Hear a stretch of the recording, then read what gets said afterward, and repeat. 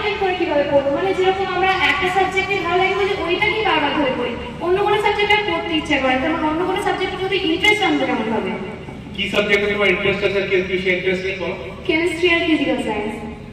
Chemistry আর physical science interest আছে, আর কোনটা ভালো লাগে না? ম্যাথ। ম্যাথ ভালো লাগে না? ম্যাথ ভালো লাগে না?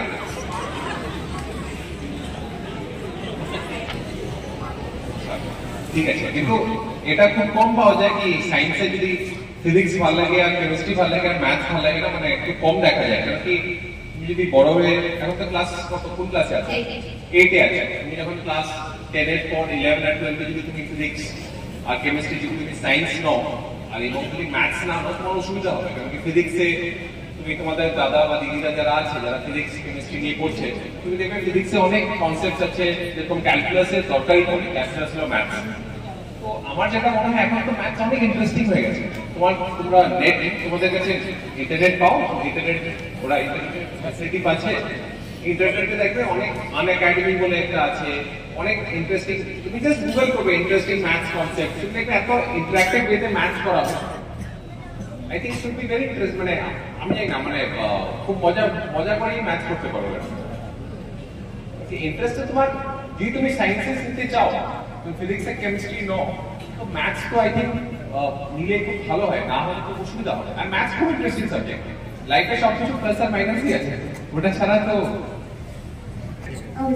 আর কি ম্যাথস তোমাদের ম্যাথসের টিচার হিসেবে আছে?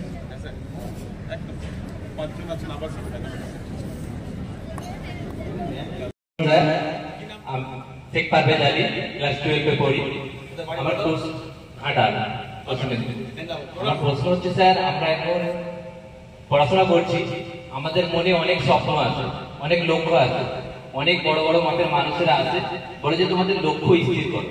কিন্তু আমাদের যেটা প্রবলেম, সবারই প্রবলেম, যে লক্ষ্যে স্থির থাকা যায় না।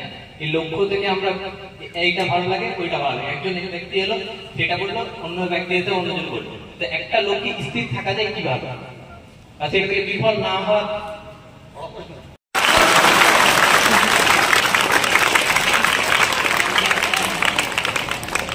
মানে আমার এটা কাছে খুব উত্তর নেই, কারণ আমার মত কোনদিনও স্থির ছিল না। যখন তোমাদের মধ্যে ছেলে ছিলাম তখন আমি ভেবেছিলাম আমি ইঞ্জিনিয়ারিং করে আইআইটিতে যাবো, যাই হোক আইআইটিতে যেতে পারলাম না, আমি এনআইটিতে গেলাম। ইঞ্জিনিয়ারিং করলাম, তো ইঞ্জিনিয়ারিং করতে করতে মানে তখনই বুঝতে পারলাম কি জীবনে আমি সবকিছু হতে পারবো, ইঞ্জিনিয়ার হতে পারবো। তো ইঞ্জিনিয়ারিং এর পরে আমি ওই ক্যাটের পরীক্ষা দিয়ে এমবিএ করতে চলে গেলাম। এমবিএ করার পর চাকরিতে ঢুকলাম, এখানে ইন্ডিয়াতে ছিলাম, একটু অ্যাব্রডে ছিলাম।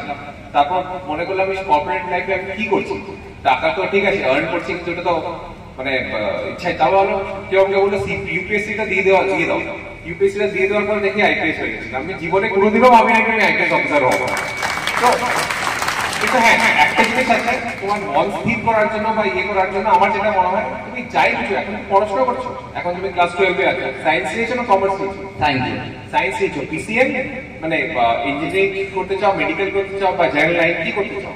জেনারেল লাইন করতে চাও। তো এখন যেটা আছে শর্ট, একটা জিনিস আছে শর্ট টার্ম, একটা জিনিস আছে লং টার্ম।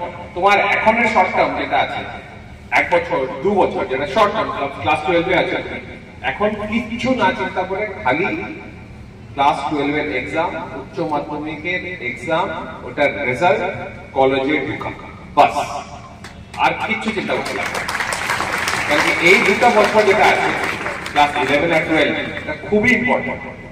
কারণ কি 11 আর 12টা আর তুমি ফিরে আর পাবে না। সেজন্য এখন যেই যাই বলবো, আমার একটাই সাজেশন, আমি একটা না স্যার বলবো বলছি একদম, তো যদি একটাই জিনিস, কিচ্ছু ভাবতে লাগবে না, কতটা মাস আছে বাস চুপচাপ কান বন্ধ করে একদম ঘোরার জন্য খালি একটা নজর রেখে, সামনে নজর এক্সামে রেখে, উচ্চ মাধ্যমিক দিন রাত পড়াশোনা করে এখানে ভালো মার্কস আনা আর কলেজে এক্সিলেন্ট রেজাল্ট করে কলেজে ঢুকতে হবে, বাস। এখন আর কিছু চিন্তা করো। তারপরে একবার কারণ তুমি যখন ডিটারমেন্ট হয়ে গেছো, জেনারেল লাইনে পড়তে, ফিজিক্স অনার্স নিয়ে পড়ো, maths honours, chemistry honours, whatever, ওটা তুমি পড়াতে চাইছো, মেইন জিনিসটা হলো বেসিক্যালি এখন ক্লাস, ঠিক আছে তো, ক্লাস 12 এ বেসিক্যালি ভালো রেজাল্ট, তো এইটাই খালি আমার মাথায় আরামসে দেবো, পুরো অনেক টাইম এখন ভাবি। তাহলে এখন যদি বেশি ভাবতে যাও, তাহলে ক্লাস 12 এর রেজাল্ট একটু এদিকে দেখবে। ঠিক আছে, থ্যাংক ইউ।